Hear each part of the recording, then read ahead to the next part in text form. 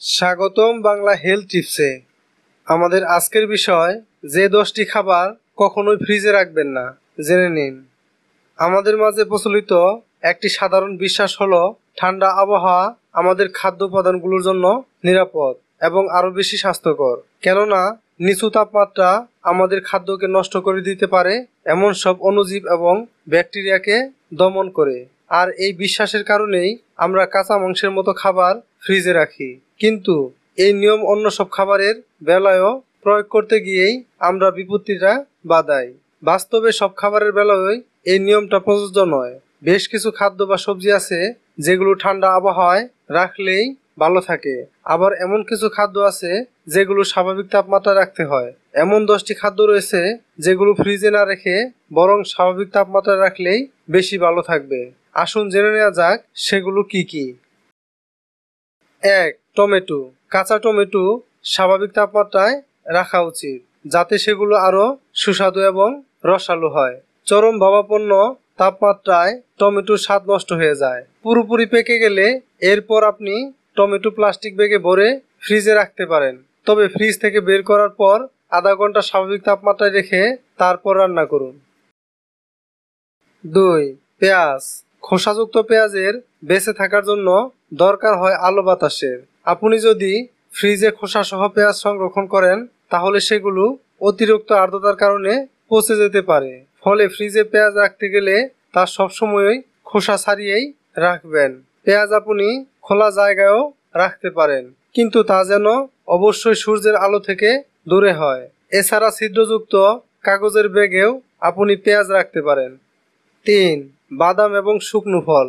আমাদের অনেকেই বাদাম এবং শুকনো ফল ফ্রিজে সংরক্ষণ করেন এই আশায় যে এতে সেগুলোর স্বাদ ও গন্ধ নষ্ট হবে না বা পচে যাবে না, কিন্তু এতে বরং হিতে বিপরীত হয়।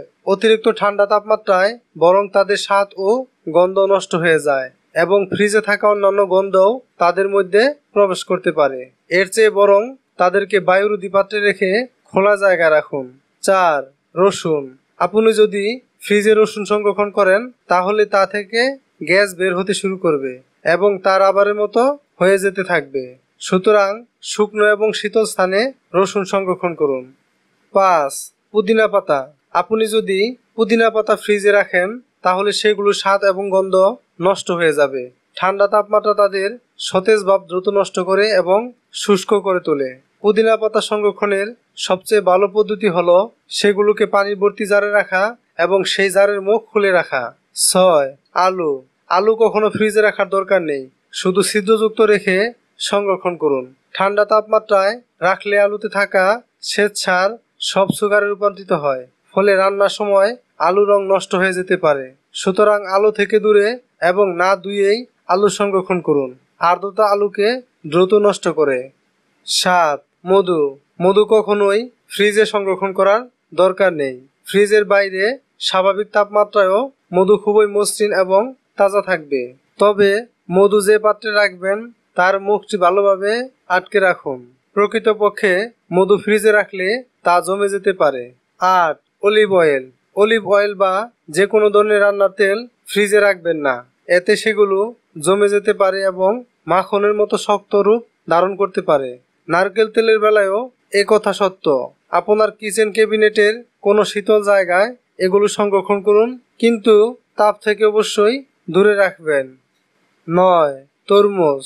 Journal of agricultural and food কেমিস্ট্রিতে প্রকাশিত একটি গবেষণায় দেখা গেছে তরমুজ বা খরমুজ ঠান্ডা তাপমাত্রায় রাখলে এর পুষ্টি উপাদান নষ্ট হয়ে যেতে পারে, কারণ ঠান্ডা তাপমাত্রায় তরমুজের অ্যান্টিঅক্সিডেন্ট উপাদানগুলো সব নষ্ট হয়ে যায়। ফলে খোলা জায়গায় সংরক্ষণ করলেই বেশি ভালো থাকবে। 10. রুটি। আপনি হয়তো এতদিন ফ্রিজে সংরক্ষণ করে আসছিলেন রুটি, কিন্তু সময় এসেছে পরিবর্তনের। ফ্রিজে রুটি রাখলে তা শক্ত বা রাবারের মতো হয়ে যেতে পারে, আর তাছাড়া ঠান্ডা এবং আর্দ্র তাপমাত্রায় রুটি আরো দ্রুত বাসি হয়ে পড়তে পারে। যদি আমার এই ভিডিওটি আপনার ভালো লেগে থাকে তাহলে ভিডিওর নিচে লাইক দিবেন, কমেন্ট করবেন এবং ভিডিওটি শেয়ার করে সবাইকে জানার সুযোগ করে দিন, এবং স্বাস্থ্য বিষয়ক আপডেট পেতে চ্যানেলটি সাবস্ক্রাইব করে রাখুন। ধন্যবাদ।